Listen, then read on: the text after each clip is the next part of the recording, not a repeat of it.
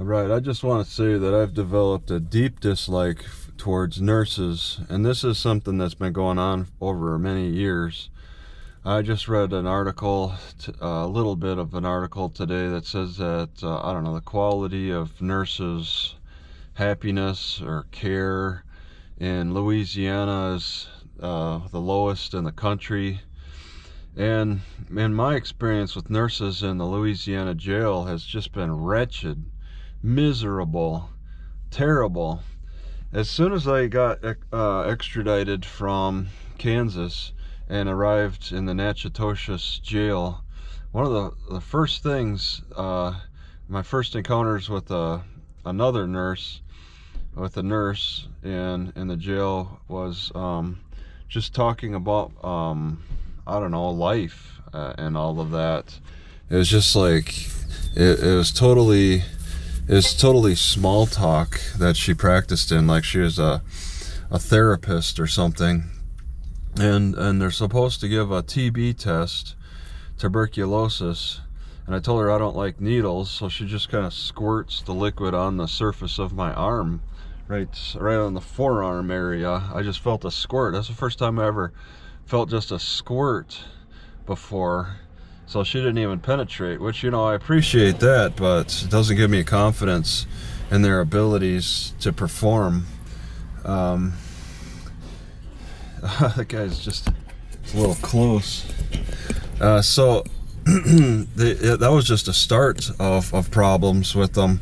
I complained about my mouth pain, and they told me that there are no dentists, but if there was, all the dentist would do would pull my teeth anyway. And I asked one nurse for their qualifications, and they go, guard! You know, that was it. They're guards themselves in nurses' uniforms. They're not helpful at all. I asked just to get this pain relief. I didn't even bother complaining about my shoulder pain. Like they're gonna do anything. Give me aspirin. That doesn't help enough.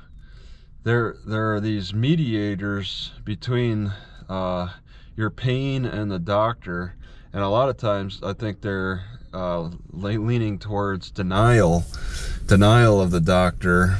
So it's a gatekeeper, and they're not just practicing health, they're artists. Okay, they call the medical profession an art form, and so that's what it is.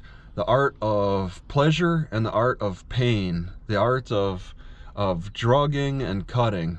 It's all an art, because I don't know who would also perform the legal castrations that started in August of 2024 there, besides a doctor. I mean, if somebody else is doing the cutting, it would be interesting. But I'm thinking doctors. You know, this law passed, and it has to pass with legal approval by the doctors. And who else stands by next to those doctors but the nurses? You know, doctors don't hand each other the scalpel. It's not all doctors in there cutting away at our body parts. It's also the nurses as well. So they're there practicing their art, which, you know, it's also made legal by the lawmakers to you know, perform cuttings that don't aid in making the health of the person better. It's to disable a person. So they make cuts to disable us, and sometimes it's a legal procedure. Sometimes, I don't know, just somebody might ask for it in some way, with actual vasectomy in some way. I guess there's those requests. They don't perform that for the castration part, though. They'll take that a step further. But those nurses are there. They're supportive. They want to make their money. That's the number one thing that is important to them, and they do what they're told, which is the Louisiana culture. But yeah, nurses they take such they just got the wrong frame of mind, the Western medicine frame of mind.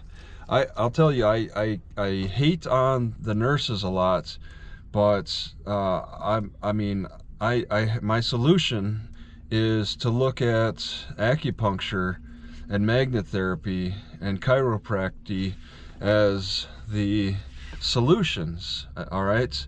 Yeah, I could say, yeah, they're bad, but then, you know, people might ask, well, what are the alternatives? Are you just complaining about nurses and have no solution? My solution is the alternative medicine. Get away from the Western medicine and look at other ways of dealing with the health. I mean, I was just talking with ChatGPT, asking them what the effects are of certain healthy herbs and stuff.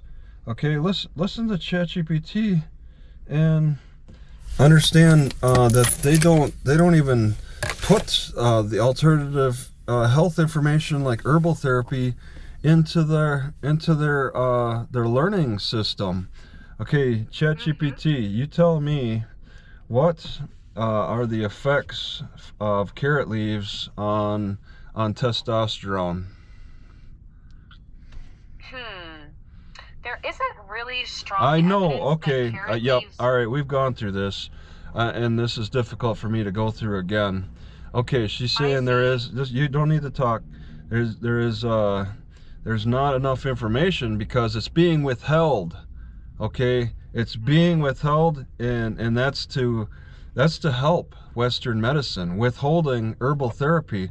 What about horny goatweed? Is there anything about how that affects sex drive? One moment. Yeah, so horny goatweed has been studied a little bit more, but not very much. It has a compound called icariin, but it's basically works like a very weak Viagra.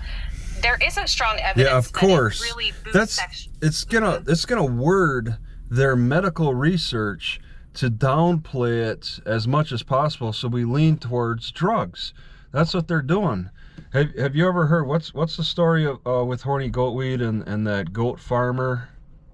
Why would it be called horny goatweed? So the story is, a goat herder in China noticed his goats were extra frisky after eating that plant, and that story popularized the name horny goatweed. It's an interesting piece of folklore, but it's not something that's really been proven. Okay, yeah, okay, you can stop. You can stop. Okay. Yeah, and that's the amazing part of this, the whole Western medicine.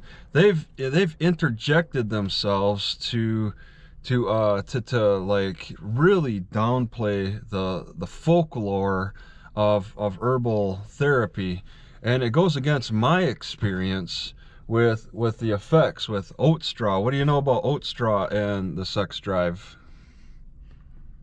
Checking. Oat straw is a different case.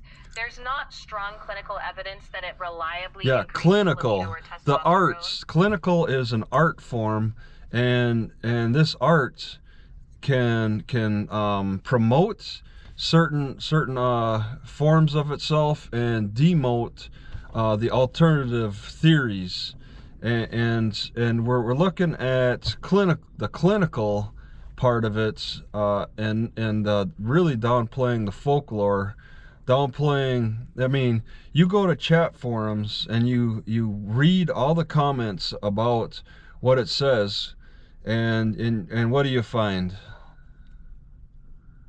Let me take a quick look. On forums, you'll find anecdotal reports. Some are saying that it increases their libido, while there's not really evidence clinically that it does. Yeah, but let's not talk about the clinical again. Let's just focus on anecdotal only. Checking. If we're only talking about anecdotal evidence, reports are all over the place. Some folks say that it boosts their libido, some feel nothing at all, some just say that it makes them feel more calm, and that calm feeling may translate into improved libido. All right, and nothing about the medical. All right, anecdotal. Let's only look at anecdotal. What is the anecdotal conversation about carrot leaves? Checking. If we're talking only anecdotal, there isn't really a big anecdotal tradition around carrot leaves and libido. Most of I the don't care anecdotes are about tradition. I'm just talking about conversation. Why do you say tradition? Let me check for conversations. No. I want no. Stop that check, and explain to me why you interjected tradition as like a precursor to your search. Yeah, sorry about that. I was grouping together older lore and conversations online. I'm looking But I at get just that that's not what conversation. you- I mean, you have the ability to look at chat forums, right? Let me check. Yes. I can look at forums and summarize what people are saying. Yeah, you don't need to be telling me about traditions. I'm just asking about chat forums. Are people talking about their personal experience eating? Like people who directly say, I have eaten carrot leaves and this is how I feel. Checking. Yes, looking specifically for first-person accounts, people do talk about using carrot leaves for tea or in smoothies or for cooking, but there aren't really first-hand reports of a hormonal or libido change. Okay. So they talk about the taste of it and the texture of it, but they don't talk about the direct about how their feelings result after the consumption of it. Right. The conversations focus on taste and recipes and not so much on body or hormone effects. Okay, well that's that's how the conversations have gone over the internet since the beginning of the internet in the early 90s. Is that your the data, is that the chat forums history that you are looking through from the beginning of the internet until today? One moment. Not exactly. I don't have every forum from back then, just what's still publicly available and indexed today. So I can look at a good amount, but it's not all inclusive. Okay.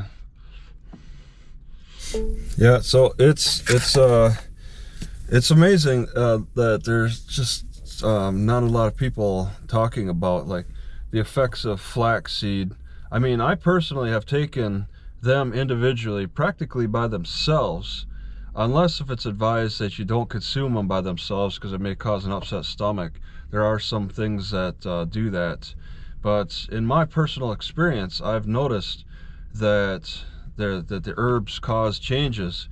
I told a nurse that I use herbal therapy. She scoffed at me.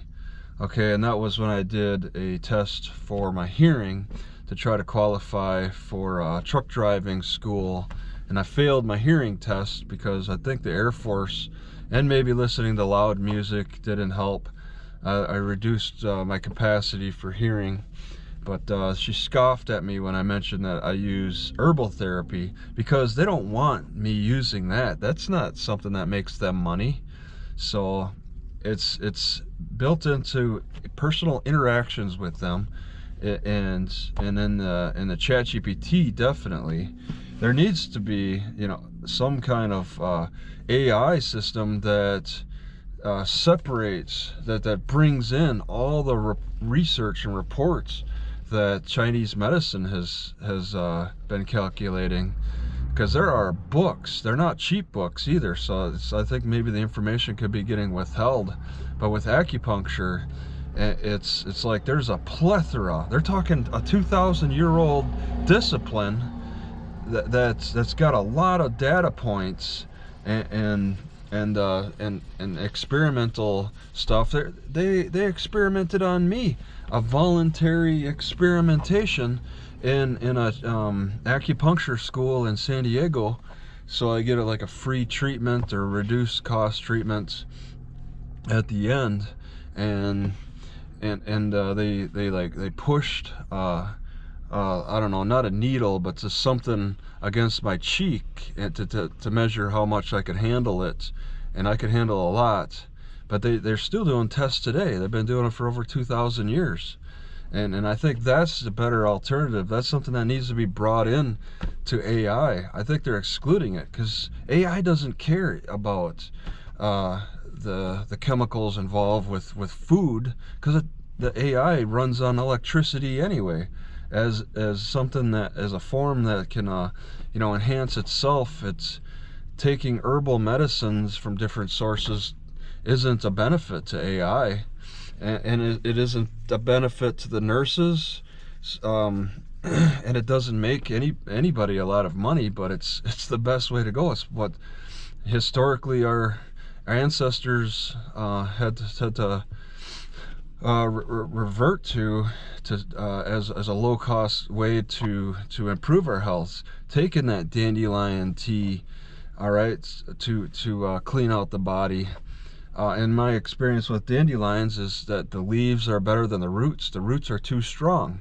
Okay, who's gonna know that? Okay, let me tell AI that a second. The nurses aren't gonna help me with that. It's totally, I had to learn on my own. All right, which is the stronger, more diuretic parts of the dandelion, the roots or the leaves? What research do you have on that? Checking. All right, so from what I found, the leaves are generally seen as the stronger diuretic. They show up most often for water retention. The roots more liver and digestion focused, maybe with a milder diuretic effect. So between the two, leaves. Okay, I completely disagree with that. In my experience, it's been the roots, and so they're finding in the forums the leaves. The leaves, in my opinion, are more mild.